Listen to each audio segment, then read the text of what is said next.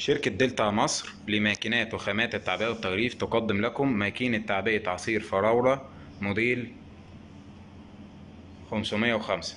المكنة بتشتغل على كهربة المنزل العادية 220 فولت.